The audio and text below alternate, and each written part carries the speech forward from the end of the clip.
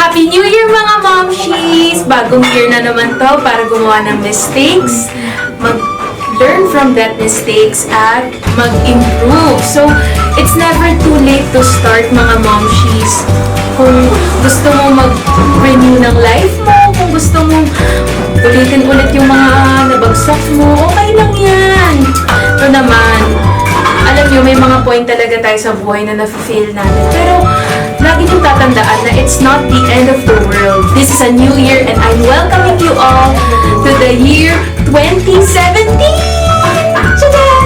Ayan, pula para maswerte. Yan o. Yan, so, binabati ko na kayo ng maswerteng year na to. This is your year. Claim it. So, ito lang naman yung mga top 10 tips ko na hindi man completely makahelp sa pagpapabuti ng year nyo, but pwede nyo siyang gawing guidelines kung para magkaroon kayo ng mas masayang year. Okay, so ito na. Tip number 1, be selfish.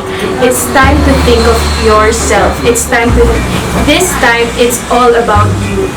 Hindi mo na masyado ka na naging considerate for others. Maybe this is the time para, atupagin mo yung sarili mo. Siguro kasi sa pag-look out mo sa ibang tao, hindi mo namamalayan na you're hurting yourself. This year is for yourself. Kung ano magpapasaya sa'yo, yun ang gawin mo.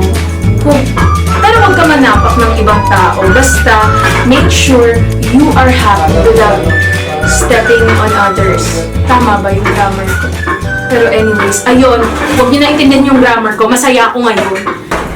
Second, be honest with yourself. Aminin mo sa sarili mo kung ano yung weakness mo, kung ano yung nagpapagalit sa'yo, kung ano yung... Basta aminin mo lahat sa sarili mo. Kung nagagalit ka, masaya ka, huwag mong i-deny. Lagi mong tatandaan na honesty is the best policy. Ayun, basta be honest with yourself. Pangatlo, remember that mistake is not the opposite of success, but a part of it. Sige nga, sabihin mo sa akin kung may successful na tao na hindi man lang nag-fail kahit one time, bigyan kita ng trip to Hong Kong pag ginawa mo yun. Kung yung isang perfect na invention, marami din yung trials, marami din yung failures, pero that doesn't define its worth. Yung mistakes mo, for sure, yung success na makukuha mo is enough to cover those mistakes. Kaya, keep on trying. Don't be afraid to commit mistakes. Number 4, God has plans for you. Lagi mong tatandaan, ito yung pinaka-living witness na hindi lahat ng opportunities na nawawala sa'yo is a loss. Minsan, si God, sinisave ka lang from bigger troubles. Kaya, if may mga circumstances man na hindi na ayon sa gusto mo, huwag ka mag-alala. God is saving you and has plans for you. Number 5, numbers don't define you.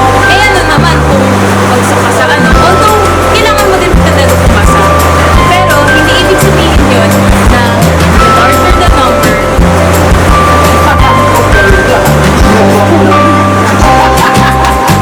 hindi ibig sabihin nun na the larger the number, the more valuable you are.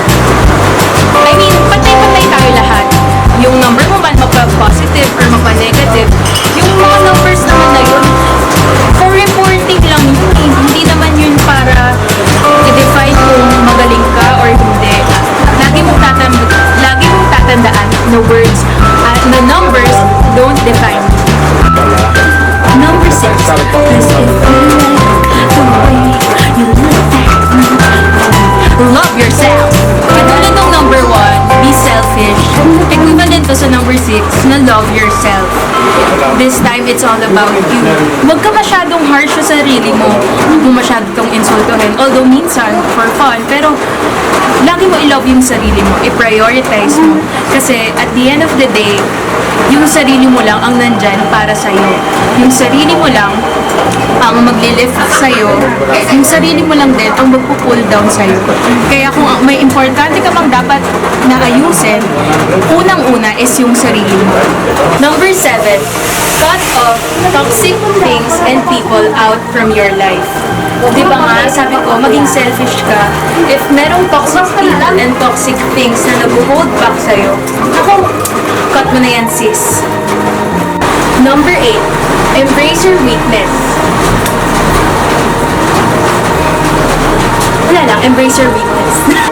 At since wala na ako ibang ma-explain at dahil ready na din ako sa New Year, number 9, Treat yourself. And number 10, lastly, successful people always have a trial and error phase in their life. Kaya if gusto mo mag-explore, feel free to explore. You'll be successful one day. So, ayun lang naman yung mga little tips ko na makaka-help to have a better year this year. Kaya, lagi niyong tatandaan na you always have yourself and be happy. Love you guys! Mwah!